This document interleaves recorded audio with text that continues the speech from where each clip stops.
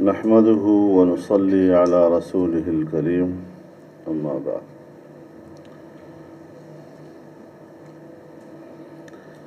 سب سے پہلے تو میں تمام معززین شرکاء سے معذرت کروں گا کہ کچھ تاخیر کے ساتھ میں پہنچا اور آپ کو انتظار کی زحمت گوارا کرنی پڑی۔ ہوئی تاخیر تو کچھ باعث تاخیر بھی تھا۔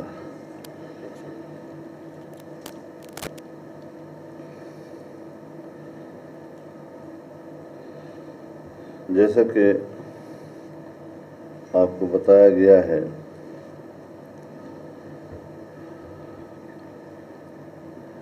کہ صوبوں کی سطح پر ہماری جماعت نے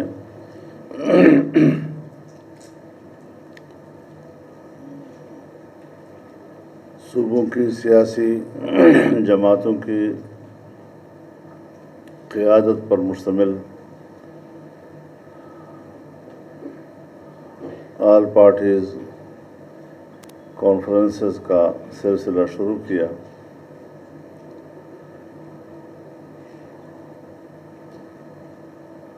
ہمارے مد نظر جہاں مجموعی سیاسی صورتحال ہے وہاں پر دو باتیں ہائی لائٹڈ تھیں۔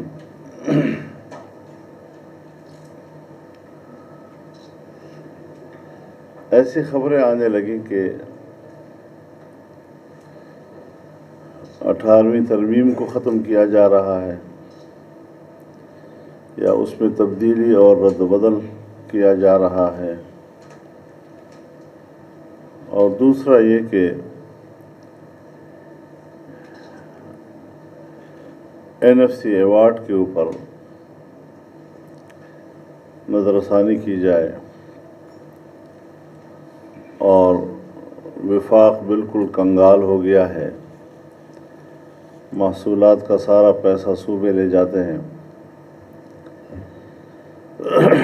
اب ظاہر ہے کہ جنرل ضیاء الحق کے زمانے میں جب 8ویں ترمیم سے معاملہ شروع ہوا اور آئین کی پارلیمانی حیثیت ختم کر دی گئی اور اس میں صدر مملکت طاقتور نظر آیا، تو برائے نام آئین پارلیمانی تھا لیکن عملاً وہ صدارتی تھا۔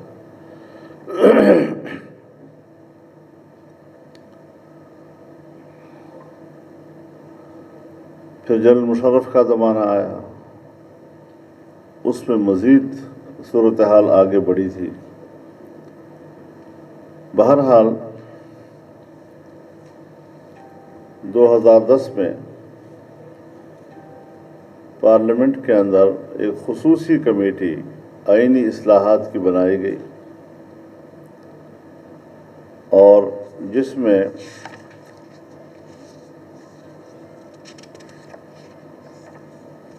سن 73 کے آئین کو اصل روح کے مطابق واپس لانے کی کوشش کی گئی تھی۔ یہ کوئی 9 مہینے کی کوشش تھی ہماری، اور اس آئین میں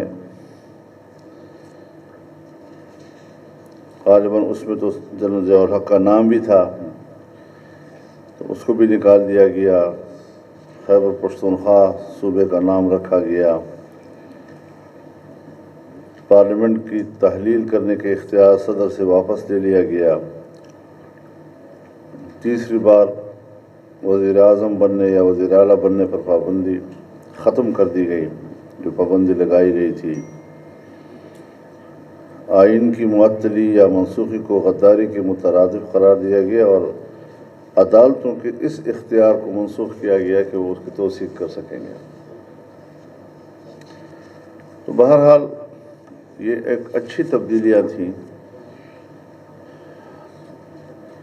جو اس وقت پارلیمنٹ کی کمیٹی نے اتفاق رائے سے، جہاں ہم کہتے ہیں کہ آئین متفقہ ہے یا آئین میں اگر کوئی ایک آدھ ترمیم ایسی ہے جس کو متفقہ ترمیم کہا جا سکتا ہے، تو اس میں 18ویں ترمیم بھی بالکل متفقہ ترمیم تھی، اس میں کسی رکن نے اختلاف نہیں کیا تھا۔ آج جو چیز متفقہ ہے اس کو دوبارہ متنازع بنانا، یہ کون سے ملک کی خدمت ہے؟ اور پھر جب تک آپ کسی کو کوئی اختیار دیتے نہیں ہیں تب تک وہ صبر بھی کرتا ہے، وہ مطالبہ بھی کرتا ہے، لیکن جب آپ دے دیں اور پھر واپس لیں تو اس سے پھر اضطراب پیدا ہوتا ہے اور ایک دشواری پیدا ہوتی ہے، احتجاج بڑھتا ہے اس میں۔ اب NFC ایوارڈ کے حوالے سے 57.5% صوبوں کا حصہ قرار دیا گیا تھا، اور آئین میں کہا گیا ہے کہ یہ حصہ اب کم نہیں کیا جائے گا۔ اس میں اضافہ کرنے کے بارے میں تو آئین خاموش ہے، لیکن اس میں کمی کرنے کے حوالے سے آئین واضح ہے کہ اس میں کمی نہیں کی جائے گی۔ اب یہ کہنا کہ صاحب وفاق کنگال ہو گیا ہے، وہاں پر پیسہ نہیں ہے، بنیادی سوال یہ ہے کہ ہماری پارلیمانی تاریخ میں پہلی مرتبہ جب یہ حکومت آئی تو اس نے پچھلے سال کے بجٹ سے پہلے 2 منی بجٹ پاس کیے تھے، اور اس کا مقصد بھی محصولات کا ہدف حاصل کرنا تھا، لیکن اس کے باوجود وہ محصولات کا ہدف حاصل نہیں کر سکے۔ اب اگر یہ شکایت پیپلز پارٹی کی حکومت میں نہیں ہوئی تھی یا یہ شکایت مسلم لیگ کی حکومت میں نہیں ہوئی تھی، اور آج یہ شکایت ان کے دور میں ہو رہی ہے، تو پھر ان کی نااہلی کو روئیں، نہیں کہ اس کی سزا ہم صوبوں کو دیں، صوبوں کے عوام کو دیں۔ اور پھر اس کے علاوہ اخراجات کیوں بڑھائے ہیں آپ نے؟ کتنے محکمے ہیں جو صوبوں کو دیے گئے، تقریباً 15 منسٹریاں جو ہے وہ صوبوں کے حوالے کی گئی ہیں، لیکن آپ نے انہی محکموں کے کچھ نام میں تھوڑی بوڑی رد و بدل کر کے وفاق میں اس کو قائم رکھا ہے۔ اس پر آپ کے اخراجات آ رہے ہیں، باقاعدہ منسٹریز ہیں، تو صوبوں کو جانے والی منسٹریاں جب آپ وفاق میں دوبارہ اس کا نام تبدیل کر کے اس میں تھوڑا رد و بدل کر کے اس کو برقرار رکھیں گے، تو ایک تو یہ 18ویں ترمیم کی بھی روح کے منافی ہے، دوسرا اس سے آپ کے اخراجات بڑھ رہے ہیں، تو اپنے ایسے اقدامات کے جس سے آپ کے اخراجات بڑھ رہے ہوں، شکایت آپ کس سے کر رہے ہیں؟ تو یہ 2 چیزیں ایسی تھیں کہ جس پر ہم نے سوچا کہ بڑی سنجیدگی کے ساتھ اس پر غور کیا جائے، اور باقی جماعتوں نے بھی اس حوالے سے آل پارٹیز کیے ہیں جو مستحسن اقدام ہے، لیکن اس حوالے سے چونکہ ہم نے چاروں صوبوں میں ایک ابتدائی طور پر کچھ یکجہتی پیدا کرنی تھی، ان ایشوز کے اوپر ہم نے ایک قومی اتفاق رائے بھی پیدا کرنا تھا، اور پھر آپ حضرات کے مشاورت سے ہمیں آگے بھی بڑھنا تھا۔ اب آپ جانتے ہیں کہ ہر صوبے کی سیاسی صورتحال ایک دوسرے سے مختلف ہے۔ اگر ہم نے صوبہ خیبر پختونخوا میں کی ہے تو وہاں تو حکومت ہے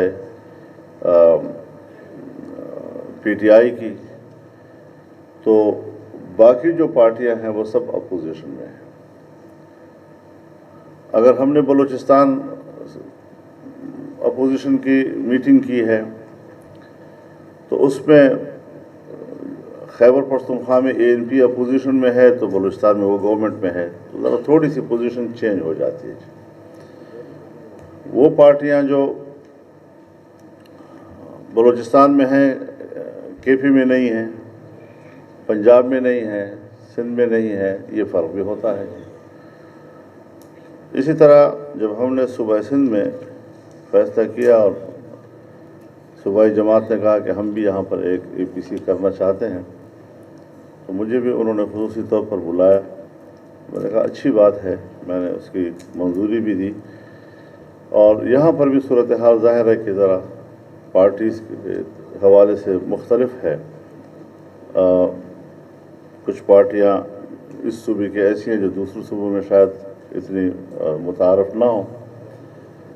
تو اس اعتبار سے ہم کوشش یہ کریں گے کہ اس میں دو چیزوں کے اوپر اضافہ بھی ہو سکتا ہے، کیونکہ عوام کے مسائل ہوتے ہیں، مہنگائی کا مسئلہ بھی ہے، ان کا بدامنی کا مسئلہ بھی ہوتا ہے. لیکن ہم نے بہرحال متفقات کی طرف جانا ہے. جن چیزوں پر ہمارا اتفاق ہے اس کو اعلامیہ کا حصہ بنائیں. جس چیز پر ہمارا اتفاق نہیں ہے وہ ہر پارٹی کا اپنا اپنا موقف ہے، اور اپنا اپنا موقف ہر پارٹی کو دینے کا پورا حق حاصل ہوتا ہے. تو یہ کچھ گزارشات تھی جو ابتدائی طور پر میں سمجھ رہا تھا کہ ہمیں کرنی چاہیے. اس وقت جو بجٹ آیا ہے تو سب دنیا اس پر متفق ہے کہ پاکستان کی تاریخ میں پہلی مرتبہ ہوا ہے کہ ہمارا بجٹ جو ہے وہ زیرو سے نیچے چلا جائے. اور پھر پہلی مرتبہ ایسا ہوا ہے کہ اگلے سال کے بجٹ کا حجم وہ پچھلے سال کے بجٹ سے کم. پہلی مرتبہ ایسا ہوا ہے کہ اگلے سال کے محصولات کا ہدف پچھلے سال کے محصولات سے کم. یہ پہلی مرتبہ ہوا ہے. ایسی صورتحال میں اب ظاہر ہے جی کہ یہ تو متمدن دنیا ہے.